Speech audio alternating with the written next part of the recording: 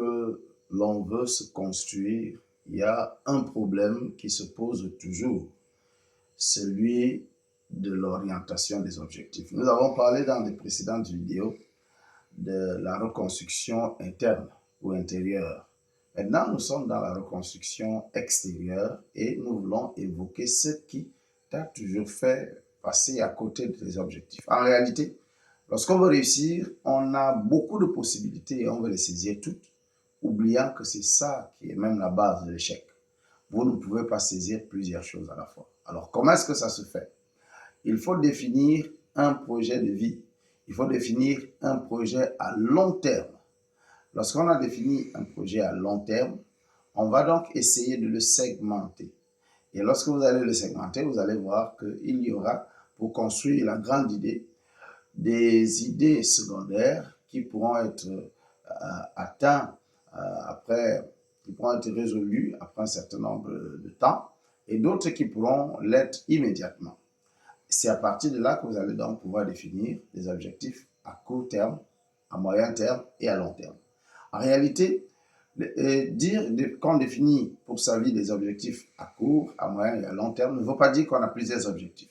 Ceux qui veulent réussir définissent prioritairement l'objectif à long terme et de cet objectif à long terme vont donc découler les objectifs à court et à moyen terme. Voici un exemple. Vous voulez vous lancer, vous voulez que dans votre vie, vous soyez un entrepreneur, vous voulez faire dans le bâtiment.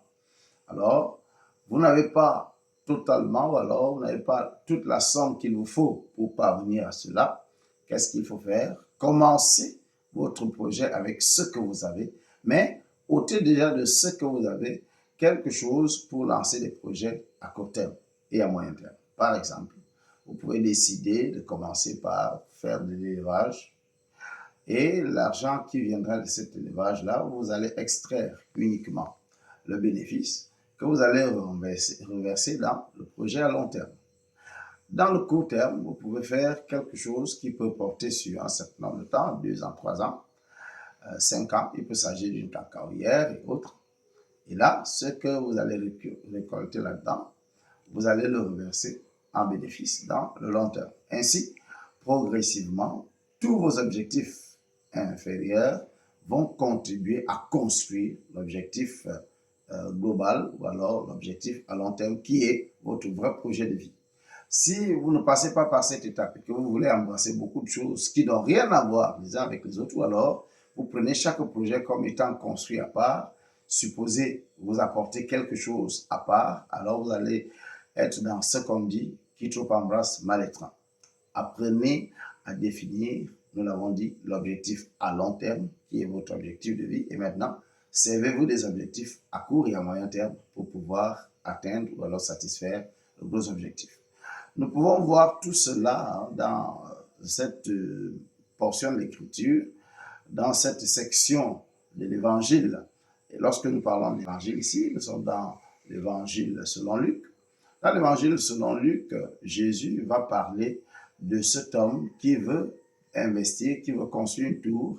Et il dit lequel parmi vous, voulant construire une tour, ne s'assied d'abord pour définir toute l'organisation nécessaire. Sinon, il va commencer à ne pas pouvoir achever.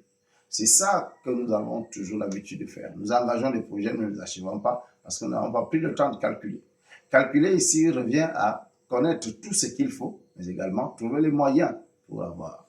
Alors, apprenons à la suite de ce Jésus, donc à la suite de cette parole du Seigneur, à savoir qu'il faut d'abord définir l'objectif à long terme, bâtir la tour, et maintenant définir les objectifs intermédiaires qui vont vous permettre d'avoir les moyens pour arriver à atteindre votre objectif. Cela s'applique dans la vie spirituelle, cela s'applique également dans la vie matérielle. Soyez de ceux qui vont changer le lendemain à partir de cette lumière qui était justement sous vos yeux, mais que vous ne saisissiez pas à temps. À bientôt.